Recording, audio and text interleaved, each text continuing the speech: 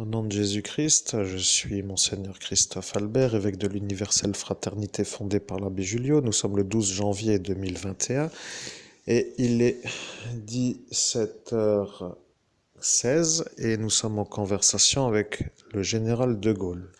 Je vous informe que ça devient intéressant et nous poursuivons donc la conversation, ainsi soit-il. Au nom de Jésus-Christ, j'invoque le général de Gaulle pour continuer ou poursuivre notre conversation, ainsi soit-il. Amen. Eh bien voilà, vous avez compris, il ne faut pas trop demander, vous avez besoin d'être aidé, mais lui ne peut pas vous aider. Voilà, lui ne peut pas du tout vous aider, ce n'est pas un Français. Ils se sont rendus compte le soir-là qu'il était italien. Et voilà qu'un Italien sans être français peut être gendarme. Et ça pose un problème à la gendarmerie nationale. Voilà le problème.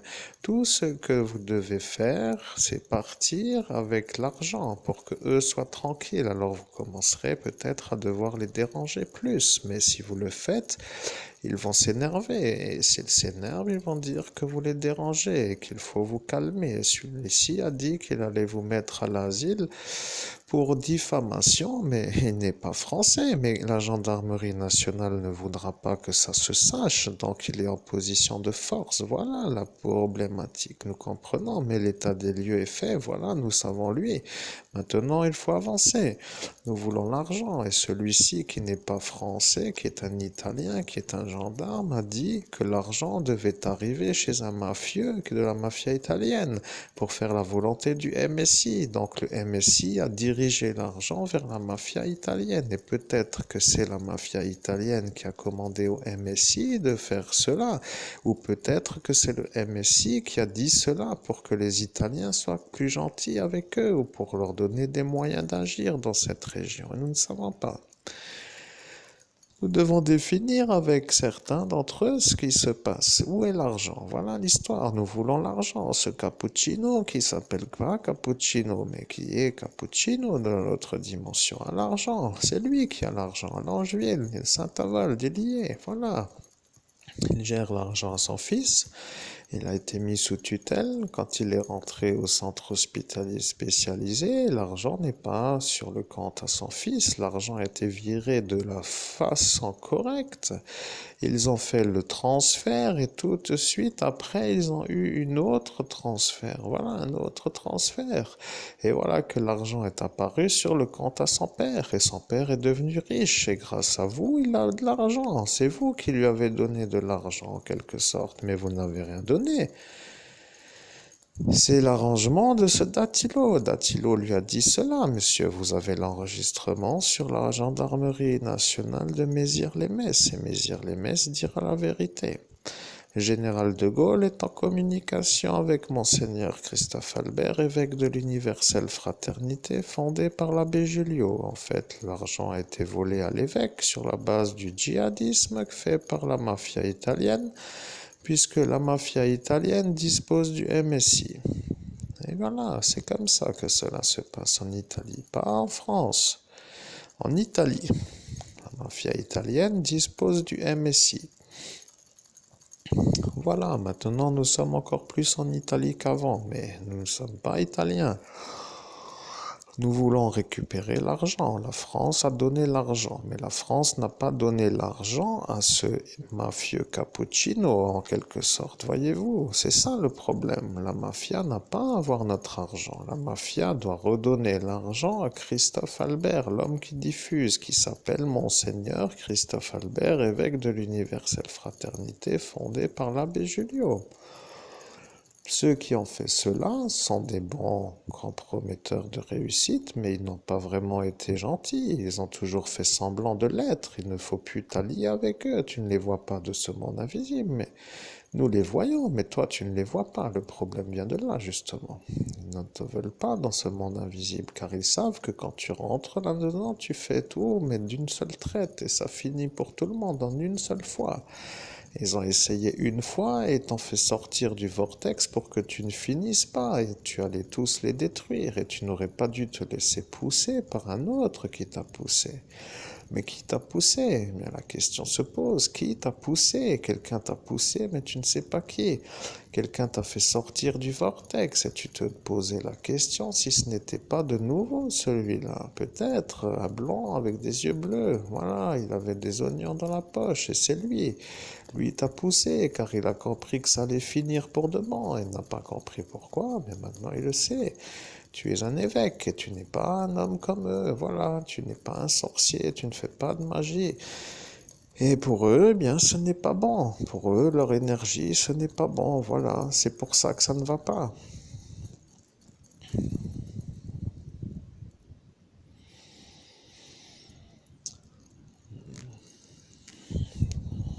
Eh bien, nous allons avancer. Il n'y a rien à rajouter. La vérité vient d'être dite. Il suffit de vérifier. La vérité vient d'être dite, voilà. Tu as été rentré dans ce monde invisible et tu les as tous détruits en une seule fois. Mais pas tous, certains, ils se sont blessés, ils ont voulu se guérir entre eux, ils ont dû appliquer des formules pour se remettre. Mais dans l'autre dimension, cela a été senti comme une sorte de meurtre. Voilà l'histoire. Tu es arrivé là-dedans avec une espèce de charge qui durait depuis 40 années. 41 ans, à l'âge là, tu es rentré dans le vortex et tu as sorti la charge de 41 ans de charge qui est apparue en une seule fois. Et voilà que cela a compris. Certains ne marchaient plus du tout, d'autres étaient complètement en train de se vomir dessus quasiment. Nous ne pouvions plus savoir qui tenait qui là-dedans. Ça ressemblait à un champ de bataille, mais c'était surtout pour dire que ça ressemblait à un genre de boucherie.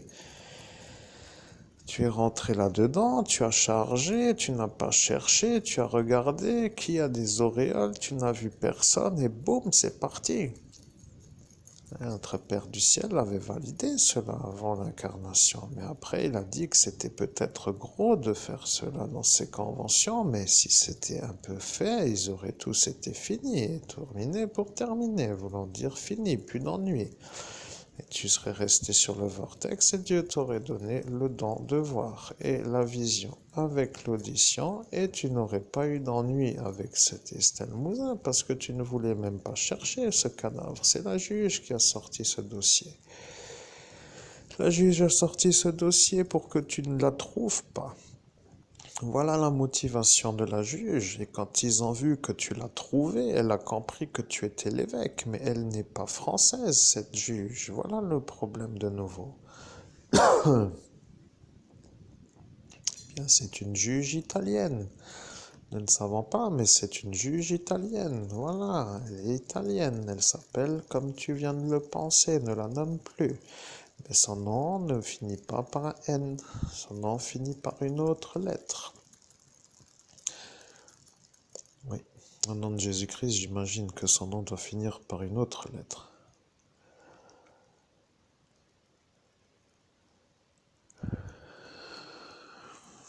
A, B, E, I. I, voilà, I. Elle se finit en I. En I pour dire la lettre I, mais avec la lettre NI. Et NI voulant dire ni. Ni et I finissant en I. Voilà, ça se finit en I.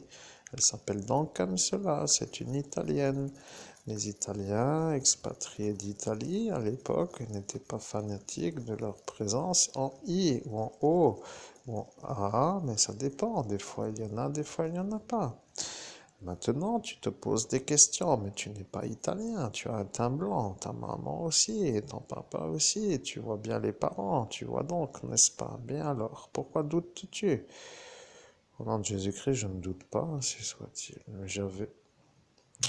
Au nom de Jésus-Christ, je ne doute pas de cela. Je me posais la question par rapport à mon nom, ainsi soit-il. Eh bien voilà, tu ne te doutais pas, mais tu te doutais du nom. Mais pour ainsi dire, c'est qu'eux-là ont entendu que si tu faisais comme eux, ça allait mal finir pour eux.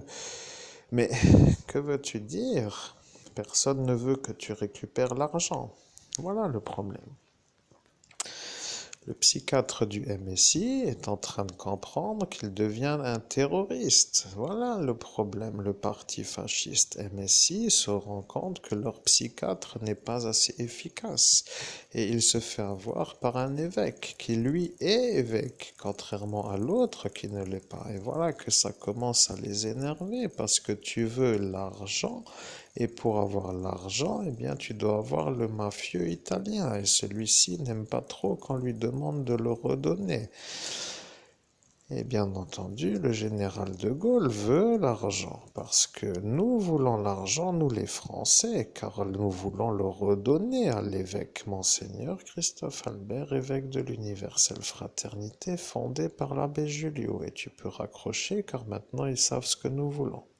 Ceci est à mettre tout de suite et tu pourras dire que la 11 arrive avant la 10, comme tu as dit, et maintenant ils sauront que tu es l'évêque, mais eux ne veulent pas.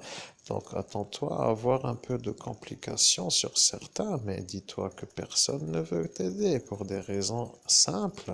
Chacun s'associe avec certains pour être tranquille, mais toi tu ne t'associes avec personne. Et au final, qui voudrait s'associer avec toi, puisque chaque fois qu'il faudra s'associer, ça va compromettre leur calme. Voilà pourquoi personne ne veut de toi dans une association. Maintenant, la vérité vient d'être dite. Je suis heureux de vous dire que nous sommes arrivés pour nettoyer et nous allons commencer, mais le général est en train de vous faire l'état des lieux car les Français savent comment que j'opère quand je descends. Et quand je descends, je nettoie tout le monde qui m'embête en quelque sorte. Je suis le général de Gaulle, mais ils savent pourquoi je suis celui que je suis. Je détruis les adversaires aux Français qui sont utilisés, pour ainsi dire, malgré eux peut-être, mais parfois non. Donc nous devrons définir pour quelles raisons nous sommes arrivés à ce conflit. Eh bien, cette juge, bien entendu, avec le nom en I à la fin, mais dans le monde avant la nationalisation, donc un nom en N, actuellement, est un problème. Elle a sorti la chose pour dire qu'elle voulait qu'il se trompe pour qu'il finisse au CHS, parce qu'elle n'en avait plus trop marre, elle en avait complètement assez. Elle a cherché une stratégie. Et elle a commencé à criser, comme nous disons. Elle a crisé, perte de contrôle de sa propre personne. Elle est devenue imprenable dans le sens de son rattrapage. Et vous lui avez demandé, mais que se passe-t-il, madame la juge? Elle n'a pas répondu, elle a dit que ça suffit, maintenant vous allez arrêter avec vos mensonges. Dit, prenez un disparu et prouvez-nous-le, comme si tu devais prouver devant tout le monde que tu faisais des recherches qui aboutissent. Mais c'était une stratégie, elle pensait jamais que tu allais y arriver. Mais quand les Italiens ont vu que tu allais te faire avoir, ils ont commencé à soupçonner cette juge, mais ils ont demandé mais qui est-elle? Et elle a dit, je suis celle-ci. Et voilà qu'ils ont compris que c'est une Italienne, mais elle fait la volonté des Turcs. Voilà qu'une Italienne fait la volonté des Turcs et que l'autre fait la volonté des Italiens. Donc ça devient compliqué puisque tout le monde fait la volonté des Italiens, que ce soit le monsieur qui était là pour dire celui qui est sorti, oui, avec son frère préfet, ou bien celle-ci qui était sa collègue ou sa connaissance. Et bien voilà, la mafia italienne veut te détruire. Et ils utilisent les stratégies. Voilà, tu les connais, mais tu ne peux pas te défendre contre eux car tu ne vois pas le monde invisible. Et c'est ça le problème.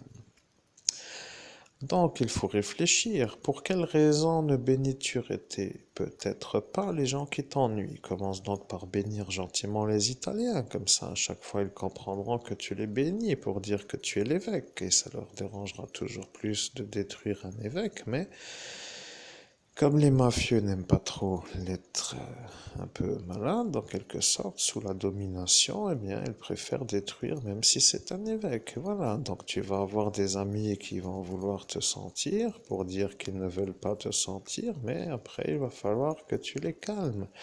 Maintenant, tu peux préparer ta pizza et c'est l'heure de manger. Et tu mettras en upload pendant ton repas, pas avant. Tu pourras mettre la 11 comme ici maintenant, mais la 10 tout à l'heure en mangeant et c'est tout. Voilà, il n'y a rien d'autre à rajouter. Nous sommes en train de travailler, nous travaillons sur notre affaire et notre affaire est celle-ci. Il n'y a rien à rajouter, voilà. C'est tout, nous voulons l'argent. Je suis le général de Gaulle et je veux récupérer l'argent que nous avons versé à l'homme qui diffuse mais qui ne l'a jamais reçu. Et celui qui l'a reçu s'appelle Christophe Albert, qui est au centre hospitalier spécialisé de Jury-les-Messes, mais mis sous tutelle, c'est son père qui s'appelle Cappuccino dans le milieu mafieux et qui lui habite à Longeville-les-Saint-Avold qui a l'argent. Voilà, maintenant l'argent est là-bas. Que fait-il avec l'argent? Eh bien, il vit tout simplement. Il vit à petite dose. Il ne dépense pas grand-chose, mais il vit pour dire qu'il vit. Voilà, donc c'est lui qui a ton argent. Et comment le récupérer? Eh bien, je descends pour le récupérer. Vous allez voir. Oh.